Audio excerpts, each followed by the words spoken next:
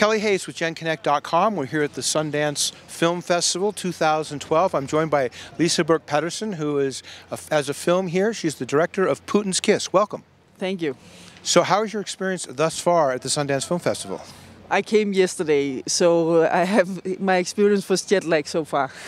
Now, the film is a very important film. I understand that it's about the Nashi movement in Russia, which is kind of a youth group that supports the President Putin.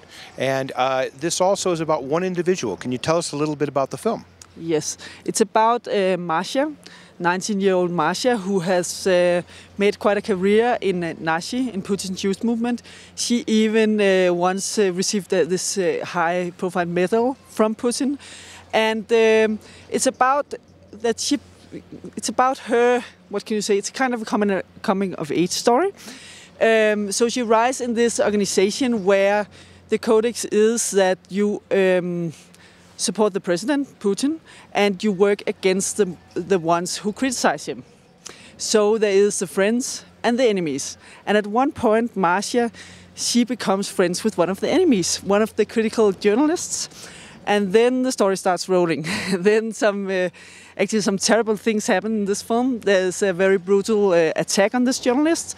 And Masha is put through some decisions that make her realize that maybe this youth movement is not as good as she thought it was. So there's a sense of universality to Masha's story. Anyone who's involved in a political nature, anybody who has passions about nationalistic pride and that sort of thing.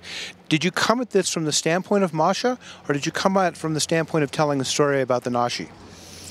I think it was kind of both, because I met Nashi through Masha, and she was a very good ambassador for Nashi, or for a story about Nashi, because actually, I went around Russia to talk with a lot of young people at Masha's age, and we talked a lot of politics. It was 4 years ago at the parliament election, last parliament election, and the young people was not very articulated about politics.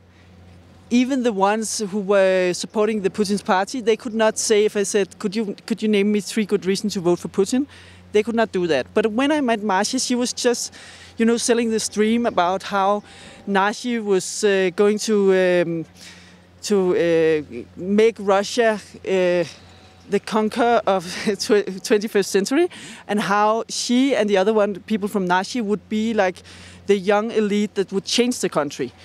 And she was talking about that Nashi should do just like Hollywood.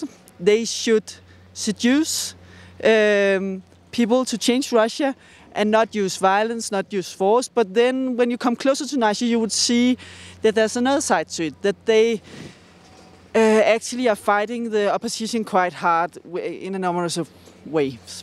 Yeah. So this film now is debuting here at Sundance. Yes. You're also taking it to other places. How can people see the film? It will have an American premiere in New York, and I think also a couple of other places, cities, the 17th of January. And eventually, I think also it will be shown on American television. Well, Lise Birk Pedersen, thank you so much for joining us. Congratulations on the efforts that you put into making this film, and I hope that your message is a successful one. Okay, thank you. You can see more with Lise at genConnect.com.